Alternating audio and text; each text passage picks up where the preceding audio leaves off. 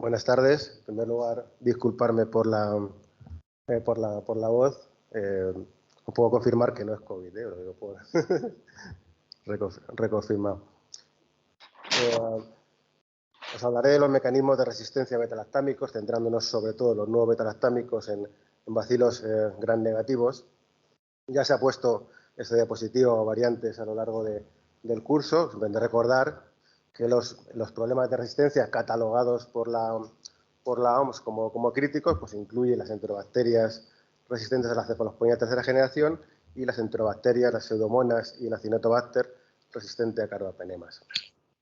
El problema de las enterobacterias productoras de BLES es un problema ya antiguo, endémico en Europa. Podéis ver que no hay ningún país prácticamente con cifras inferiores al 10% de cepas productoras de BLES, tanto en Escherichia coli como en Klebsiella pneumoniae.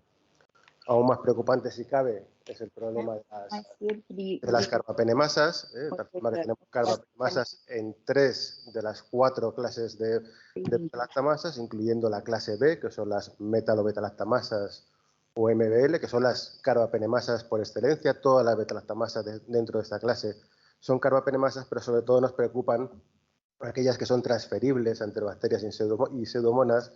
Entre ellas destacaríamos las BIM, por ejemplo, y más recientemente las NDM. También tenemos carbapenemasas en la clase A de las betalactamasas, aunque representan un pequeño número reducido de betalactamasas dentro de esta clase, en la que destacaríamos sobre todo las KPCs y, bueno, en menor medida las Gs. También tenemos carbapenemasas en la clase D, las carbapenemasas de tipo OXA, donde nos preocupan las carbapenemasas tipo OXA48 de enterobacterias y las del grupo 24, 23 y 58, que veremos son muy importantes en Acinetobacter baumannii. La resistencia a las carbapenemas también es un problema que ha aumentado en Europa, no al mismo ritmo que las BLES, pero si veis cómo, ¿no?, pues vemos este gradiente, ¿no?, de este a oeste, cómo va avanzando la resistencia a carbapenema inicialmente en Grecia y cómo ya está en niveles rojos de más del 25% en Italia.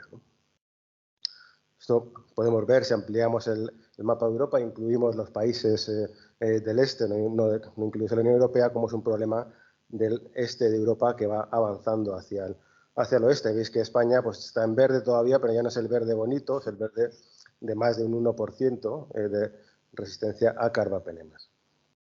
El problema de la producción de carbapenemasas por enterobacterias la podemos analizar desde el punto de vista de la transmisión de los estadios de diseminación, que podemos clasificar en 5 estadios. En el estadio 0, en el que no hay ningún caso reportado, 2015 únicamente en Islandia, al estadio 5, en la que habría una situación endémica, ¿no? Veis que España pues, estaría en el penúltimo escalón, que es el escalón de diseminación interregional. Esto ha ido empeorando en los últimos años en Europa, aunque bueno, nosotros en España todavía seguiríamos en ese penúltimo escalón, ¿no? Esto mismo lo podríamos hacer para los distintos tipos de carbapenemasas, de tal forma que España en ese penúltimo escalón estaría para las carbapenemasas tipo OXA48, para las de tipo BIM, esas metalobetalactamasas tipo BIM, y en el anterior, en el 3, que es de diseminación regional, es un problema en distintas comunidades, pero en todas, pues tendríamos las KPCs aquí, y ya solamente en el estadio 2, es decir, brotes a nivel hospitalario definidos con las NDM. Frente a este panorama, ¿no?, de betalactamasas transferibles en enterobacterias, pues y otras multiresistencias en gram negativos, pues qué es lo que tenemos, ¿no?, en el campo de los betalactámicos, pues sobre todo, aunque no solo inhibidores de betalactamasas. Veis que tenemos inhibidores de betalactamasas derivados de la estructura del anillo betalactámico, como los clásicos, ¿no?, el clavulánico, el tazobactán, alguno nuevo, pero bueno, tampoco muy relevante. Tenemos también inhibidores de betalactamasas nuevos que no están relacionados con la estructura del betalactámico, como son las diazabiciclooctanos, en los cuales pues, reconoceréis muy bien el avibactán, y otros que están ya evaluándose o incluso ya comercializados, ¿no?, como el relebactán o el cidebactán. Y por último tendríamos inhibidores de betalactamasa de la familia del ácido borónico, donde tenemos ya disponible el bavorbactán y en desarrollo el taniborbactán. Por supuesto, estos inhibidores se deben combinar con su beta-lactámico correspondiente, dando lugar al espectro, ¿no?, de combinaciones de los que disponemos o dispondremos próximamente. Entre los derivados de beta-lactámicos, simplemente destacar los nuevos, como el ceftolozano tazobactam y el cefiderocol, ¿no?, que en este caso no sería una combinación con inhibidor, sino una modificación de la propia estructura del beta-lactámico, ¿no? Entre las combinaciones con diazabecicloctanos, la cetacima avibactam, que tenemos ya de hace tiempo, la combinación con avibactam en camino, que es el Astreonam, el imipenem relebactam, que ya está aprobado en Estados Unidos y en otros sitios, y el cefepime-acidibactam, que está en estudio, ¿no? De las combinaciones con inhibidores de ácido borónico, meropenem-avibactam ya está disponible y tendríamos en desarrollo el cefepime-taniborbactam.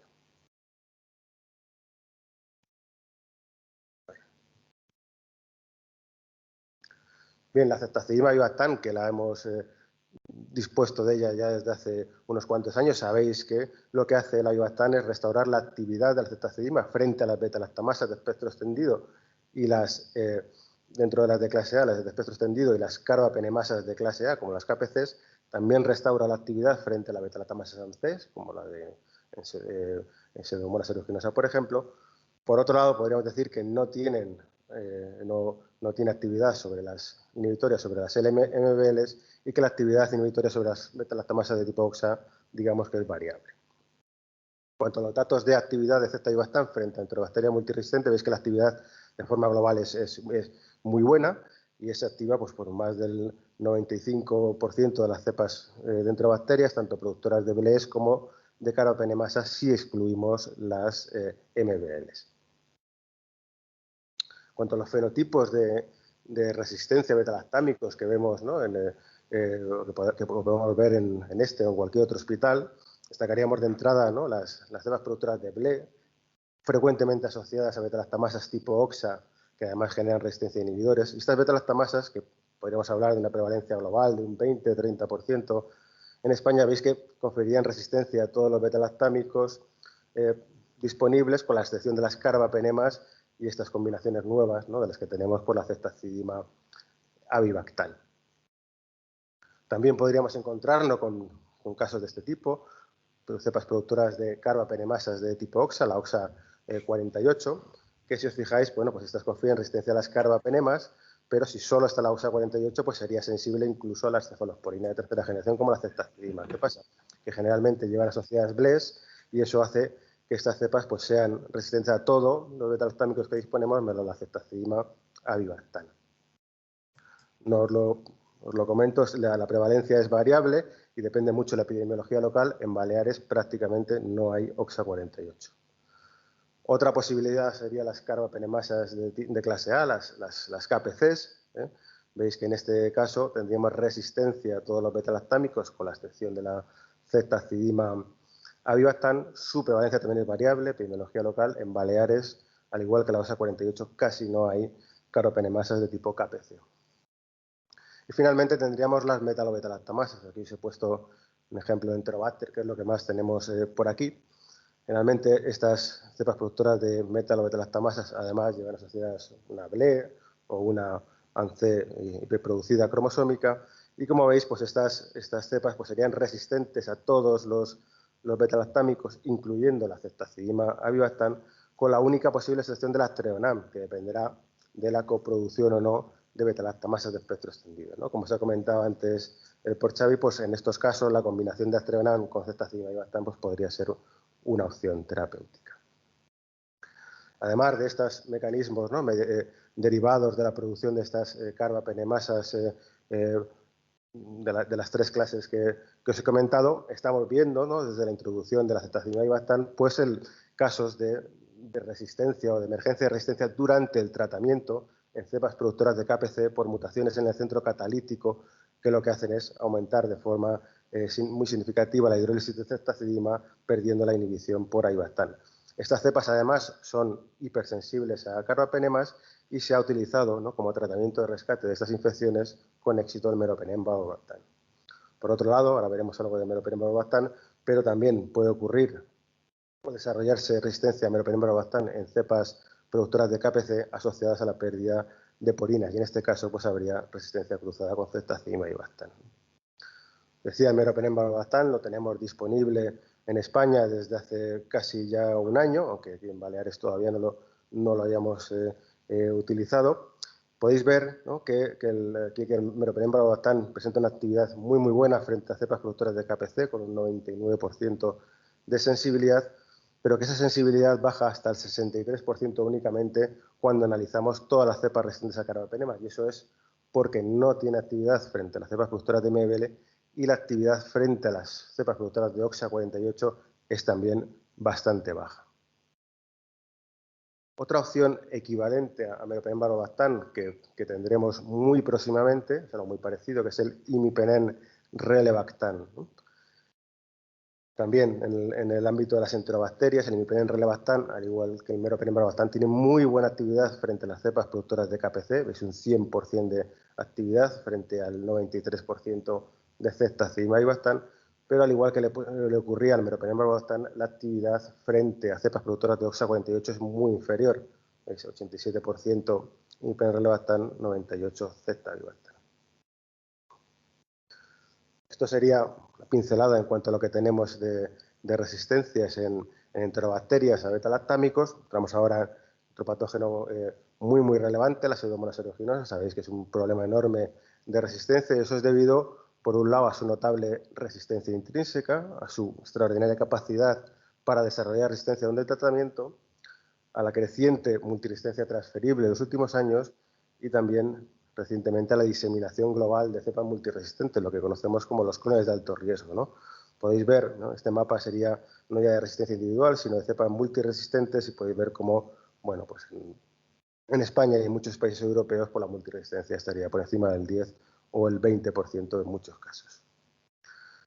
Uno de los principales problemas asociados con la resistencia es esa extraordinaria capacidad para desarrollar resistencia durante el propio tratamiento antimicrobiano a través de la selección de mutaciones cromosómicas que llevan, por ejemplo, a la hiperexpresión de la beta-lactamasa C, que confiere resistencia a todas las penicilinas, cefalosporinas y monobactámicos antipseudomónicos, la hiperexpresión de alguna de las bombas de expulsión características de Pseudomonas aeruginosa, o, por ejemplo, la inactivación de la polinado PRD, que confiere con una sola mutación resistencia a las carbapenemas. Destacar también las modificaciones del lipopolisacárido implicadas en las resistencias a polimixinas. En su conjunto, todos estos genes cuya mutación confiere una resistencia a uno o varios antipseudomónicos se conocen con el nombre del resistoma mutacional, ¿no? Y el de Pseudomonas aeruginosa pues es probablemente el más, o al menos de los más complejos en el mundo de las bacterias, ¿no? Además de esa resistencia mediada por mutación, pues en Pseudomonas también en la última década pues está adquiriendo beta-lactamasas transferibles, igual que veíamos en enterobacterias.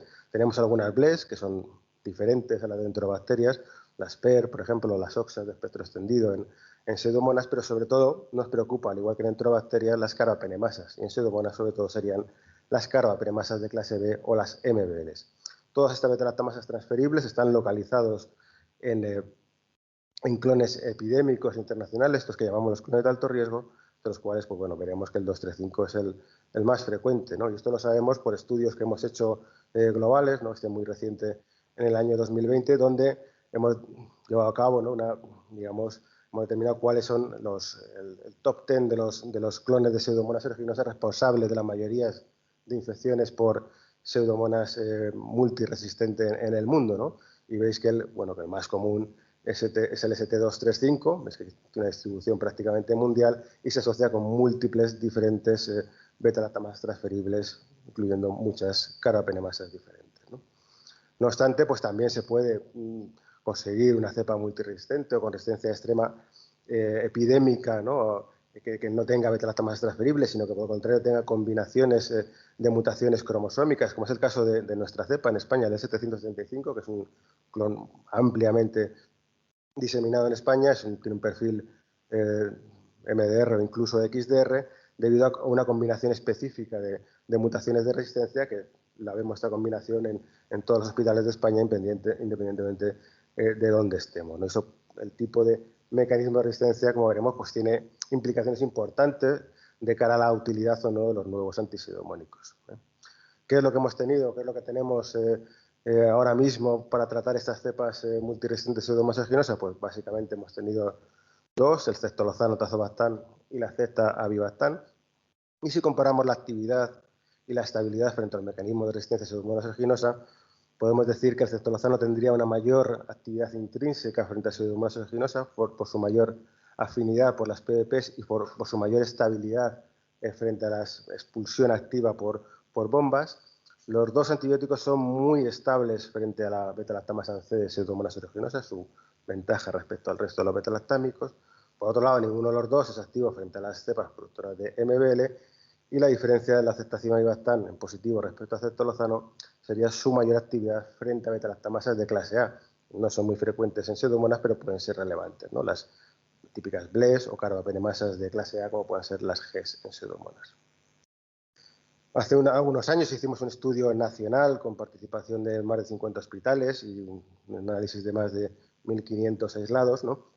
Como podéis ver, pues prácticamente el 95% de las cepas eran sensibles a ceftalozano y ceftavibactam, porcentaje muy similar a la colistina y muy superior al resto de antipseudomónicos, incluyendo pues, todo el resto de beta-lactámicos con sensibilidades inferiores al 80%. ¿no? Vimos también en ese estudio cómo se distribuían los perfiles de resistencia en España. Veíamos que un 17% de las cepas eran XDR, no lo he dicho hasta ahora, pero XDR es que se presenta todo menos uno o dos antipseudomónicos, mientras que multiresistentes 3 o más. ¿no? Veis que la distribución de las pseudomonas XDR en España es bastante variada, dependiendo de la comunidad autónoma e incluso del hospital, desde sitios en los que la prevalencia es menor del 10% a otros en los que es superior incluso al 30%. ¿no? Cuanto a los mecanismos que vemos de resistencia en Pseudomonas en España, en este estudio nacional, pues podéis ver que únicamente el 3% de todas las cepas de Pseudomonas en España producían una beta-lactamasa transferible o una BLE o una carbapenemasa, el 3% del total, y que estas beta-lactamasas transferibles pues, las encontramos en el 16% de las cepas XDR. Eso quiere decir que el 85% prácticamente de las cepas XDR no producen ningún tipo de carbapenemasa o beta-lactamasa de espectro extendido, al contrario de lo que veíamos en enterobacterias. Aquí tenéis las beta-lactamasas implicadas, casi todas metal o beta-lactamasas de la clase BIM y algunas GES. Simplemente muy rápido comentaros que desde hace 20 años el clon más importante de Pseudomonas aeruginosa en España es el que os decía, el 775. En el 2017 supone el 40% del total, veis que muy distantemente seguida por otros, y que en términos generales es un clon que no produce beta-lactamasas, aunque una de las líneas genéticas de este clon, que podéis ver aquí, que se sitúa en alguna comunidad autónoma concreta, como por ejemplo la comunidad valenciana, pues ahí sí que ha adquirido carbapenemasas, lo cual pues tiene implicaciones de cara, por ejemplo, a la sensibilidad a los nuevos antipseudomónicos, ¿no? Ceftalozano, ceftavibactam, buena actividad de forma global, aunque veis, por ejemplo, en algunas comunidades, precisamente por esa mayor prevalencia de carbapenemasas, pues la resistencia sería mayor, incluso pudiendo superar el 10%. Con el uso de estas nuevas combinaciones, pues han aparecido las primeras cepas con desarrollo de resistencia durante el tratamiento, más o menos 10-15% de los casos tratados de cepas XDR tratadas con ceftalozano, pues acaban desarrollando resistencia, ¿no? Y pudimos comprobar cómo esa resistencia se debía a algo muy parecido con lo que veíamos con las mutaciones en las KPCs. Son mutaciones, en este caso en la beta-lactamasa C, que cambian el centro activo, haciéndolo capaz de hidrolizar esta beta-lactamasa, haciéndola capaz de hidrolizar el ceftalozano, y además esas mutaciones hacen que deje de ser inhibible por avibactam, de tal forma que el desarrollo de resistencia a ceftalozano generalmente lleva asociado desarrollo de resistencia a ceftazimab-avibactam, ¿no? Al igual que veíamos con las mutaciones en las KPCs, el aspecto positivo es que cuando se muta la ANCE se recupera la sensibilidad a las carbapenemas, lo cual puede tener su interés y utilidad. Brevemente repasar, ¿no?, los fenotipos que vemos frecuentemente en Pseudomonas de resistencia a beta-lactámicos. Lo más frecuente es este que veis aquí, que es la combinación de la mutación de la porina de las carbapenemas OPRD más una hiperexpresión de ANCE, 10-20% anualmente en España, y como eso pues confiere resistencia a todos los beta-lactámicos, con la excepción de las nuevas combinaciones ceftalozano y ceftazimab-avibactam, que por tanto serían el tratamiento lógico de elección en estos casos. Podríamos tener también pseudomonas productoras de MBLs, de carbapenemasas de clase B, como aquí prevalencia variable, mirar la epidemiología local, muy importante. Estas cepas son resistentes a todos los betalactámicos, incluyendo las nuevas combinaciones, y únicamente pues, podría quedar el Astreonam, siempre y cuando no sea resistente por otro mecanismo, que es frecuente también en Pseudomonas que esto ocurra, como por ejemplo por la hiperexpresión de bombas de expulsión. Otro fenotipo a tener en cuenta en Pseudomonas son las carapenemasas de clase A, como las Gs. Sería algo parecido a las KPCs que vemos en enterobacterias, prevalencia variable, está muy localizado en determinadas áreas geográficas o incluso en determinados hospitales, en el caso de España. Destacar que estas cepas pues, podrían ser resistentes a todos los betalactámicos, incluyendo el ceftolozano, y quizás pues, a veces sensibles a ceftazidima, avibactam. Por último, otro fenotipo que empezamos a ver en los últimos años con la introducción de estas nuevas combinaciones son estos perfiles que vemos en pacientes generalmente tratados con ceftolozano o ceftavibactam, decía el 10-15%, desarrollan, además de las mutaciones que ya tenían, ¿no?, de base, la mutación OPRD y la hiperexpresión de ANCE, esta mutación en el centro catalítico de la beta-lactamasa ANCE que confiere esa resistencia a ceftolozano y a ceftavibactam, pero como os decía, pues se recupera la sensibilidad a las carapenemas, incluso también en ocasiones a las penicilinas antipseudomónicas, ¿no? ¿Qué más tenemos, ¿no?, más allá del ceftolozano y la ceftazidima y avibactam? Bueno, pues ya tenemos prácticamente ahí, ya está aprobado en Estados Unidos, estará en breve en Europa, el imipenem relebactam, ¿no? ¿Qué tiene de bueno el imipenem relebactam? Esta es la misma tabla que hemos visto antes, ¿no? Que el imipenem relebactam sería activo frente a las cepas que desarrollan resistencia tanto a ceftolozano como a ceftazidima y avibactam. Por tanto, tendría una utilidad como tratamiento de rescate en estos casos de desarrollo de resistencia. Analizamos también a posteriori el imipenem relebactam en la colección de cepas del estudio multicéntrico y podéis ver pues, que incluso la sensibilidad sería pues, un poquito superior al ceftolozano y ceftavibactam con un 97% de cepas sensibles, ¿no? Muy recientemente quisimos comparar el ceftolozano con el imipenem relebactam en cuanto a, digamos, estabilidad frente al desarrollo de resistencia. Hasta ahora, el rival a batir es el ceftolozano, que es el antipseudomónico aparentemente más estable para el desarrollo de resistencia frente a Pseudomonas aeruginosa. Y en este caso, pues lo que hicimos son estudios de experimentos de evolución in vitro de resistencia utilizando los principales clones de alto riesgo, el 175, el 235 y también el 111, y comparábamos el desarrollo de resistencia a lo largo del tiempo para imipenem relebactam y ceftolozano. Veis como el imipenem relebactam en negro pues siempre desarrolla resistencia mucho más lentamente y con mucho menor nivel de resistencia que el ceftolozano, con lo cual querría decir que el imipenem relebactam desde el punto de vista del desarrollo de resistencia podría ser una buena opción, ¿no? El desarrollo de resistencia a ceftolozano es lo que ya habíamos visto, sobre todo mutaciones en el omega loop de ANCE, y el imipenem relebactam, generalmente la resistencia que vemos es de bajo nivel y, resumiendo sin entrar en demasiados detalles, generalmente intervienen hiperexpresión de bombas o modificación de bombas de expulsión en la resistencia, sobre todo por la parte del relebactam más que por la del imipenem. Estos eran los datos in vitro, pues prácticamente a la vez que nosotros sacamos este artículo se han publicado los primeros casos de desarrollo de resistencia in vivo en el tratamiento de cepas XDR de pseudomonas con imipenem relebactam en Estados Unidos, ¿no?, que como os digo ya ahí ya está utilizable. Concretamente pues se han descrito estos 5 casos de desarrollo de resistencia y curiosamente pues se encuentran las mismas mutaciones que encontrábamos nosotros unos meses antes en los estudios in vitro. Prácticamente nada que decir de otras posibles combinaciones con poca o nula utilidad en pseudomonas, el Astreonam avibactam que está en camino.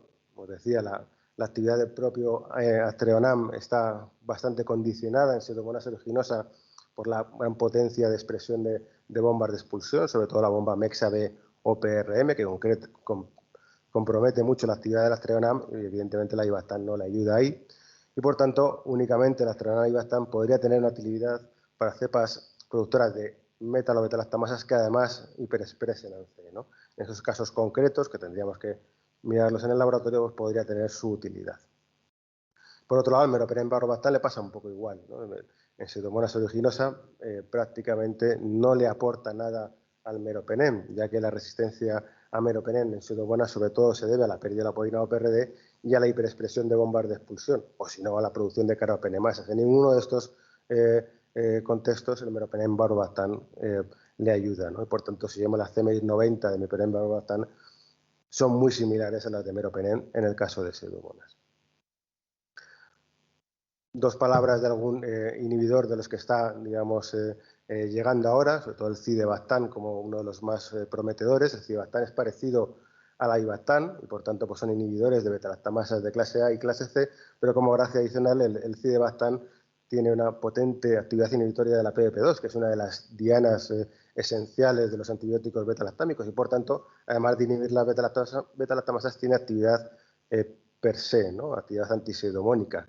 Y además de tener actividad antipseudomónica, inhibe la PDP2 y por tanto potencia la actividad de los beta-lactámicos convencionales que se caracterizan por inhibir la PDP3, como son las cefalosporinas. Por tanto, combinando cidebactam con una cefalosporina tendríamos un triple efecto, ¿no? Inhibición de beta-lactamasas, actividad antipseudomónicas y potenciación o sinergia con los beta-lactámicos. Esto hace que combinando, por ejemplo, el cefepime, que es lo que se va a comercializar con avibactam, pues se tenga actividad bactericida incluso en cepas productoras de metalobeta-lactamasas.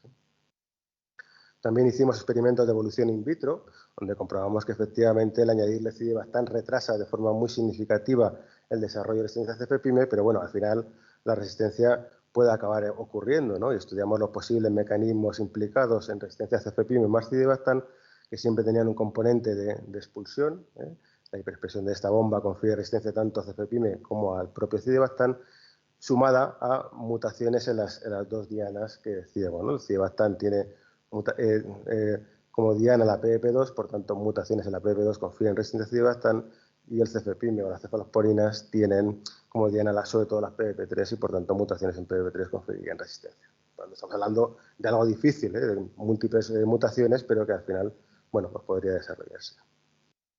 ¿Qué más tenemos? Poco más. Tendríamos el cefiderocol. En este caso ya no hay inhibidor de beta-lactamasa, es una nueva cefalosporina que integra radicales derivados de la ceftazidima por un lado y el cefepime por otro. Eso hace que sea bastante estable frente a la hidrólisis por beta-lactamasas, pero sobre todo destaca el cefiderocol, este residuo catecol, que lo que hace es unirse al hierro y eso pues determina, ¿no?, una estrategia, digamos, de caballo de Troya para la entrada del cefiderocol en el periplasma de las bacterias gram negativas, de tal forma que entraría a través de los sistemas de transporte de hierro de forma masiva, se alcanzarían concentraciones muy, muy altas en el periplasma que harían inútil la presencia de cualquier beta-lactamasa que no daría abasto y, por tanto, pues el cefiderocol se podría unir de forma efectiva a su diana, las PDPs.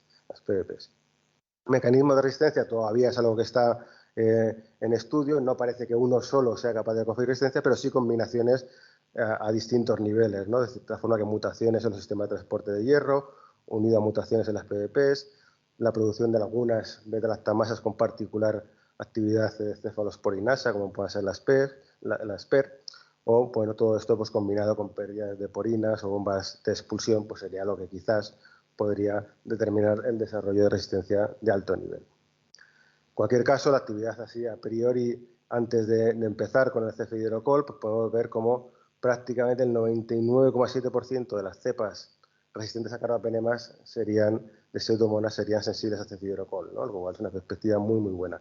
Fijaros que esa actividad pues no es trasladable, por ejemplo, a las enterobacterias, que sí la veis que son los 70%, ¿no?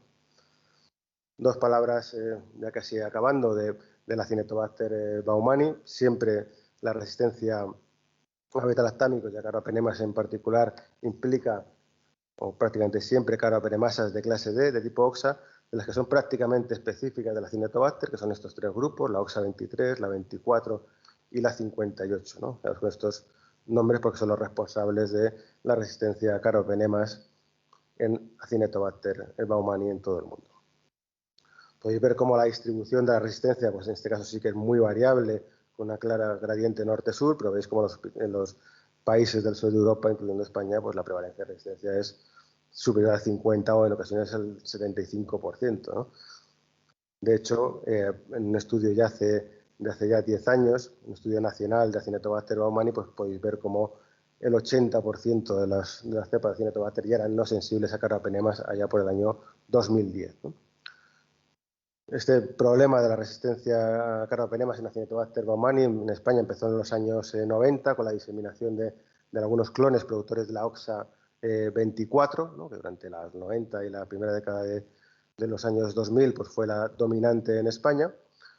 Cabe destacar que esa beta-lactamasa y esas cepas no llegaron a Baleares, que por el contrario el primer caso que se documentó en Baleares de resistencia a Carbapenemas en Acinetobacter baumannii fue precisamente un caso de la Carbapenemasa OXA 23, que era el primero de ese tipo que se detectaba en España y bueno, y a partir de ahí, no relacionado con Baleares, pero sí con la transmisión de estos clones, pues a día de hoy estas cepas productoras de OXA 23 serían las dominantes en España.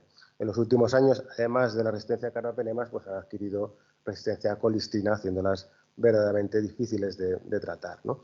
¿Y qué tenemos que decir de los nuevos fármacos frente a Acinetobacter baumannii? Pues realmente pocas buenas noticias. Veis que ceftazimab nada, meropenem nada, nivirelebactam nada.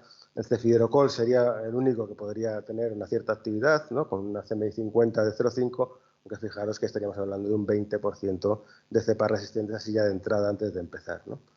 Bueno, para acabar simplemente con esta diapositiva, nos enfrentamos a un escenario en el que hay una multitud, una diversidad muy importante de mecanismos de resistencia, así como de opciones presentes y futuras cercanas para tratarlas, que es muy necesario. Cada uno de ellos es la mejor opción para algo concreto. Por tanto, vamos hacia una medicina personalizada, tratamiento muy dirigido, ¿no? Con fármacos muy precisos para determinados problemas de resistencia, lo cual implica, ¿no? Pues entre otras cosas, como hemos estado comentando, un diagnóstico rápido y preciso de las cepas resistentes y sus mecanismos de resistencia. Nada más. Muchas gracias por su atención.